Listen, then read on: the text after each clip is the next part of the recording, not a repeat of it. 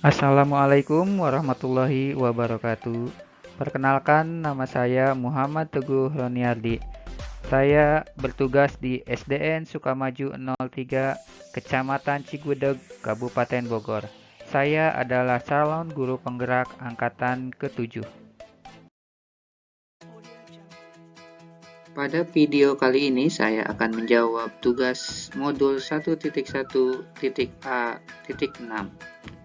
yaitu tentang demonstrasi kontekstual filosofi pendidikan Ki Hajar Dewantara. Pendidikan menurut Ki Hajar Dewantara. Ki Hajar Dewantara membedakan kata pendidikan dan pengajaran dalam memahami arti dan tujuan pendidikan.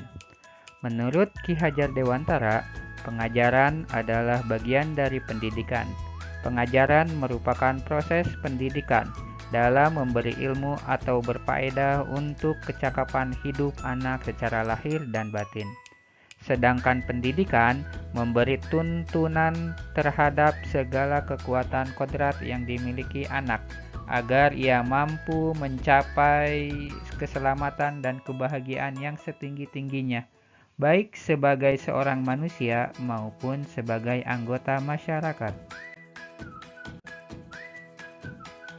Jadi, menurut Ki Hajar Dewantara, pendidikan dan pengajaran merupakan usaha persiapan dan persediaan untuk segala kepentingan hidup manusia, baik dalam hidup bermasyarakat maupun hidup berbudaya dalam arti yang seluas-luasnya. Tujuan pendidikan. Menurut Ki Hajar Dewantara, tujuan pendidikan adalah menuntun segala kodrat yang ada pada anak-anak agar mereka dapat mencapai keselamatan dan kebahagiaan yang setinggi-tingginya, baik sebagai manusia maupun sebagai anggota masyarakat. Dasar-dasar pendidikan yang menuntun. Pendidik itu hanya dapat menuntun tumbuh atau hidupnya kekuatan kodrat yang ada pada anak-anak, agar dapat memperbaiki lakunya, bukan dasarnya, hidup dan tumbuhnya kekuatan kodrat anak. Meskipun pendidikan itu hanya tuntunan saja di dalam hidup tumbuhnya anak-anak, tetapi perlu juga pendidikan itu berhubungan dengan kodrat keadaan dan keadaannya setiap anak. Andai kata anak tidak baik dasarnya, tentu anak tersebut perlu mendapatkan tuntunan agar semakin baik budi pekertinya. Anak yang dasar jiwanya tidak baik dan juga tidak mendapatkan tuntunan pendidikan, tentu akan mudah menjadi orang jahat. Anak yang sudah baik dasarnya juga masih memerlukan tuntunan. Tidak saja dengan tuntunan itu ia akan mendapatkan kecerdasan yang lebih tinggi dan luas. Akan tetapi dengan adanya tuntunan, itu ia dapat terlepas dari segala macam pengaruh jahat.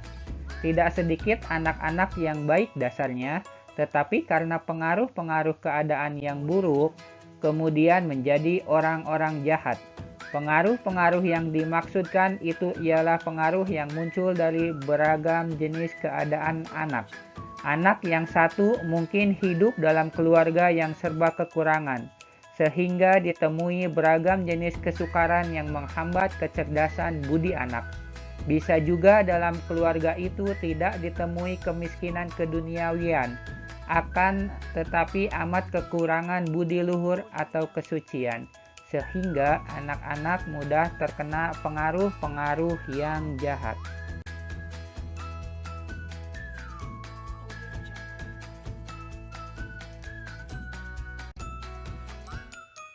Dalam menuntun laku dan pertumbuhan kodrat anak, Ki Hajar Dewantara mengibaratkan peran pendidik seperti seorang petani. Anak-anak itu seperti biji tumbuhan yang disemai dan ditanam oleh petani di lahan yang telah disediakan. Anak-anak itu bagaikan bulir-bulir jagung yang ditanam. Bila biji jagung ditempatkan di tanah yang subur dengan mendapatkan sinar matahari dan pengairan yang baik, maka meskipun biji jagung adalah bibit jagung yang kurang baik kualitasnya, dapat tumbuh dengan baik karena perhatian dan perawatan dari petani. Demikian sebaliknya, meskipun biji jagung itu disemai adalah bibit berkualitas baik, namun tumbuh di lahan yang gersang dan tidak mendapatkan pengairan dan cahaya matahari serta tangan dingin petani, maka biji jagung itu mungkin tumbuh namun tidak akan optimal. Ki Hajar Dewantara menjelaskan bahwa dasar pendidikan anak berhubungan dengan kodrat alam dan kodrat zaman.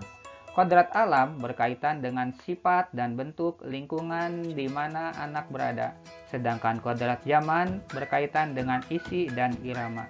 KHD mengelaborasikan pendidikan terkait kodrat alam dan kodrat zaman sebagai dalam melakukan pembaharuan yang terpadu, hendaknya selalu diingat bahwa segala kepentingan anak-anak didik, baik mengenai hidup diri pribadinya maupun hidup kemasyarakatannya, jangan sampai meninggalkan segala kepentingan yang berhubungan dengan kodrat keadaan, baik pada alam maupun zaman.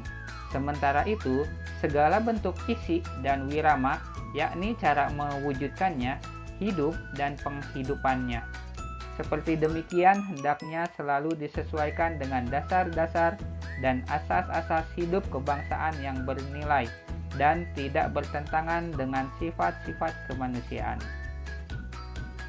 KHD hendak mengingatkan bahwa pendidikan anak sejatinya menuntun anak mencapai kekuatan kodratnya sesuai dengan alam dan zaman. Bila melihat dari kodrat zaman, pendidikan saat ini menekankan pada kemampuan anak untuk memiliki keterampilan abad ke-21. Sedangkan dalam memaknai kodrat alam, maka konteks lokal sosial budaya murid di Indonesia Barat tentu memiliki karakteristik yang berbeda dengan murid di Indonesia Tengah atau Indonesia bagian timur. Mengenai pendidikan dengan perspektif global, KHD mengingatkan bahwa pengaruh dari luar tetap harus disaring dengan tetap mengutamakan kearifan lokal sosial budaya Indonesia. Oleh sebab itu, isi dan irama yang dimaksudkan oleh KHD adalah muatan atau konten pengetahuan yang diadopsi sejatinya tidak bertentangan dengan nilai-nilai kemanusiaan dan konteks sosial budaya yang ada di Indonesia. Kekuatan sosial budaya Indonesia yang beragam dapat menjadi kekuatan kodrat alam dan kodrat zaman dalam mendidik.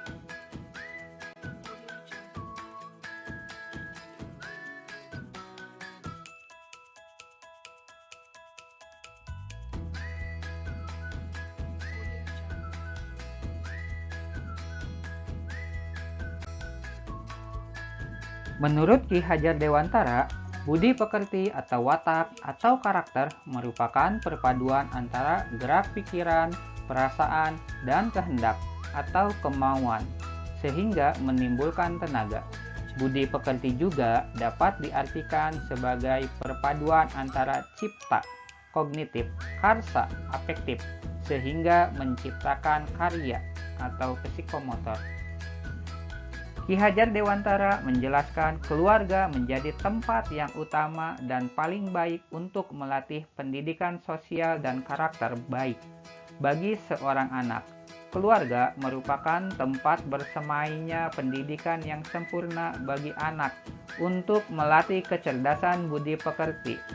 Keluarga juga merupakan sebuah ekosistem kecil untuk mempersiapkan hidup anak dalam masyarakat dibanding dengan institusi pendidikan lainnya.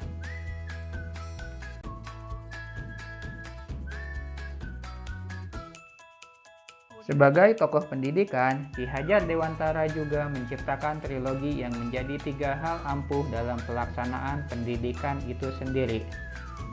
Adapun trilogi tersebut, yang pertama ialah Ingarso Sumtolodo. Dilihat dari asal katanya, maka Ingarso Sumtolodo itu berasal dari kata Ingarso yang diartikan di depan, Sum atau Ingsun yang artinya sayap, dan kata Tulodo yang artinya tauladan. Dengan demikian, arti dari semboyan Ki Hajar Dewantara yang pertama ini adalah Ketika menjadi pemimpin atau seorang guru harus dapat memberikan suri tauladan untuk semua orang yang ada di sekitarnya. Yang kedua, ing madya bangun karso. Dari asal katanya, maka ing madya bangun karso berasal dari kata ing madyo yang diartikan di tengah-tengah. Bangun yang memiliki arti membangkitkan, dan karso yang memiliki arti bentuk kemauan atau niat. Dengan demikian, makna dari semboyan Ki Hajar Dewantara yang kedua ini adalah seorang guru di tengah-tengah kesibukannya diharapkan dapat membangkitkan semangat terhadap peserta didiknya. Yang ketiga, Tutwuri Handayani. Dari asal katanya, Tutwuri Handayani dirangkai dari kata tutwuri yang artinya mengikuti dari belakang. Da kata Handayani yang memiliki arti memberikan motivasi atau dorongan semangat.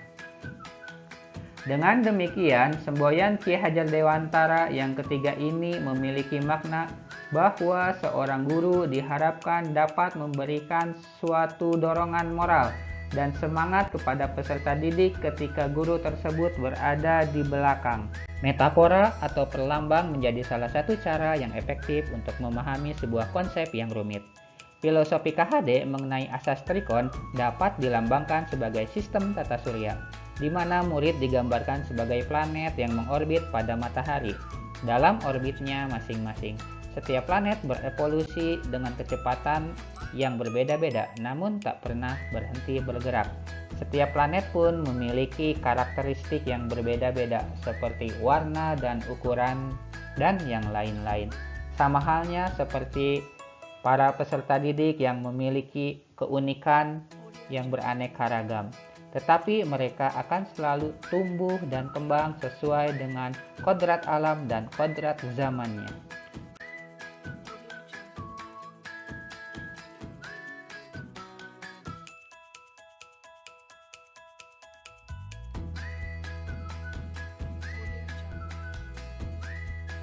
Pemaparan tugas modul 1.1.A.6 tentang demonstrasi kontekstual filosofi pendidikan Ki Hajar Dewantara telah selesai. Mohon maaf karena masih banyak kekurangannya. Hidup guru, solidaritas, yes. Salam guru penggerak, tergerak, bergerak, dan menggerakkan. Terima kasih atas segala perhatiannya. Wabillahi taufiq wal hidayah. Assalamualaikum warahmatullahi wabarakatuh.